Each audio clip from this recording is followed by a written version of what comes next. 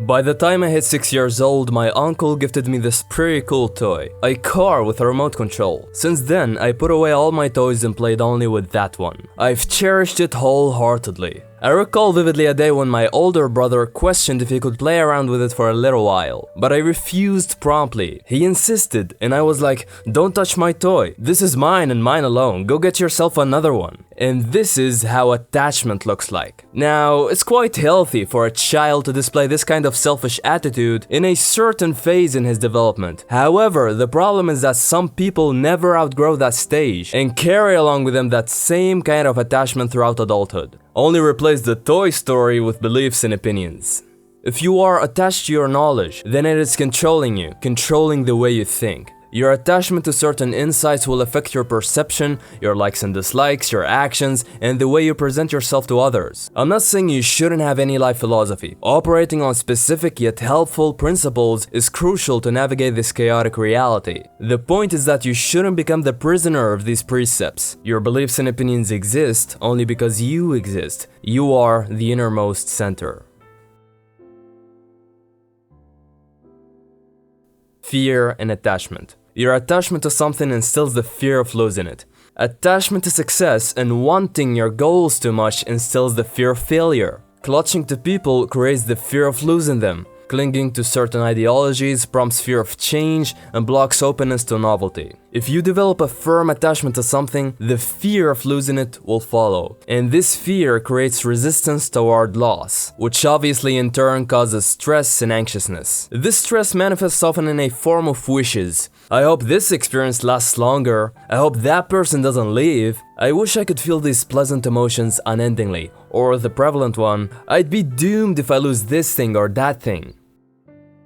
External things are not an inherent part of your being. You are not your thoughts, you're not your car, neither your job title nor your house. All of these are external possessions that may add value to your life, but are separate from your construct as a human being, aka body, mind, and soul. A relationship is something that you have and is not part of who you are, like your arms and legs, for example. I'm not trying to be mean here and say that your relationships are worthless. I'm just sharing what the book has to offer, like I always do in all my videos. One reason for your attachment is the belief that that thing makes you look better. It strengthens your character in one way or another. If I haven't been this famous, it's undoubted that my friends would dump me. If I didn't own that Lamborghini, my girlfriend would have left me years ago. You blindly believe if you detach yourself from that thing, you become less of a person. You think you're better off dead than alive without it. Great, now let's dive deeper. The author had broken down 5 levels of attachment. Each subsequent level is more severe than previous. Level 1, the authentic self. This is a level of no attachment whatsoever. You're not really clinging to anything. You welcome any event and let it pass through you like any other fleeting occurrence. Whatever happens, you're not affected by it. You are ready to experience any situation, with no yearning for it to extend in duration if it's pleasant, or shorten if it's unpleasant. At this level of no attachment, you perceive your preferences and material possessions as separate from your being. Moreover, you realize how intense feelings are merely chemicals running through your body, and are impermanent. You welcome any emotion with open arms, feel it, let go, and allow the next to take its place. The authentic self is a state of being similar to meditating and contemplating your thoughts as they pass by without holding on to them. You can also think of it as a pure newborn, retaining no ideologies, beliefs, or preferences whatsoever. This is what level 1 looks like. Attachment level 2, preference. At this level, you still consider yourself as detached from your inclinations. You can easily attach and detach yourself, and you are aware of this process happening. You are in total control of your beliefs and opinions and not the other way around. Although you have cherished convictions, you value other people's opposing ideas. Your peers are not only people who comply to the same ideologies as yours. Having friends with the similar interests colors your life and encourages your experiencing of the world from various angles. If you see yourself in level 1 or 2, you're good to go. Now here's where it gets really messed up. Level 3, identity. A person who gets stuck in level 3 can no longer recognize that process of him attaching himself to something. It happens subconsciously now because most of the time he's unaware of his thought patterns. For a brief moment, think of your attachment as a mask. At this level, you can wear the mask but delude yourself that the mask is you. The mask could be anything like your skin color, nationality, opinions, beliefs. You now see those things as a vital part of your identity. This is my car, my house, my computer. This is me. You no longer see yourself as an independent human being. You often encourage people to call you by a nickname like James the football player, the Lamborghini guy, the boss, the guitar guy, Bob the builder, or whatever. Because it's now part of your identity, whatever happens to that thing, you're deeply affected. Some examples could be, if your washing machine breaks down, you spend weeks depressed. You deliberately strike up arguments and get yourself in trouble to defend your political party's viewpoints. If you favorite a particular sports team, you see the opposing team as enemies. As a capitalist, you scorn communism and vice versa. You now perceive your beliefs and preferences as the ultimate way of living.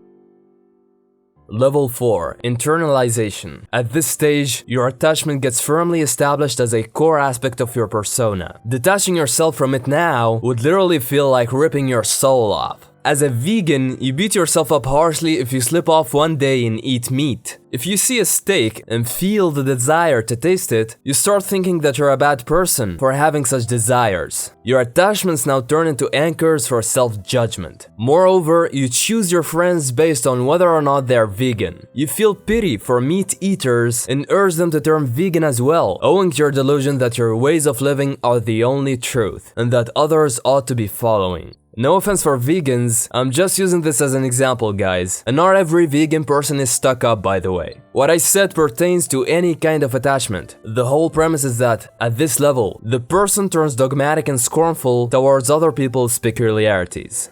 Level 5. Fanaticism. This phase is considered the peak of association with your inclinations. This is where you start worshipping that thing. Your attachment has been reinforced now with emotional commitment to attack, degrade, or ridicule those who do not adhere to the same convictions as yours. You now ruin your relationships if you find out that they hold dissimilar interests.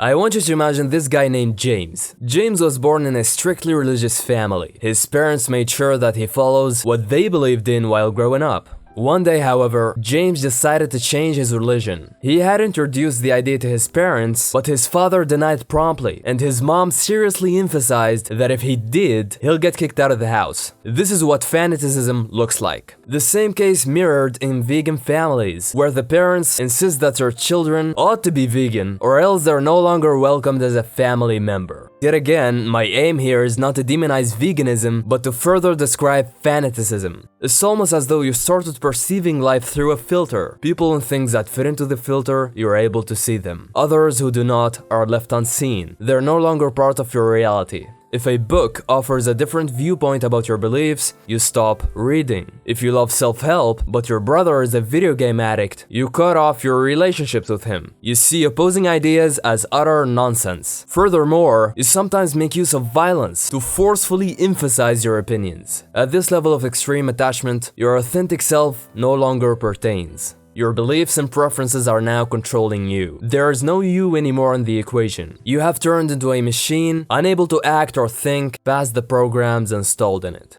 Now, with all that said, am I saying you should give up your attachments and ideologies altogether?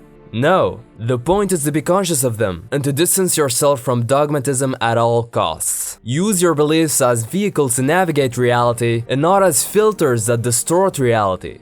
Guys, there's no right or wrong way to go about living your life. Of course, some ways are better than others, but realize that everyone's experience is unique. What works for me may not necessarily be suitable for you, and vice versa. Imagine walking down the streets and every person you cross looks exactly like you. That would be extremely boring of a life and terrifying. You'd walk around seeing the same faces over and over every single day. Next time you go out in nature, take some time to contemplate the variety of shapes and color. You'll get a sense of what I'm talking about here. The only reason we enjoy each other's company is because we're different. We are all different, and we'll never get a chance to live peacefully together until we honor our differences. Thanks for watching, and see you soon.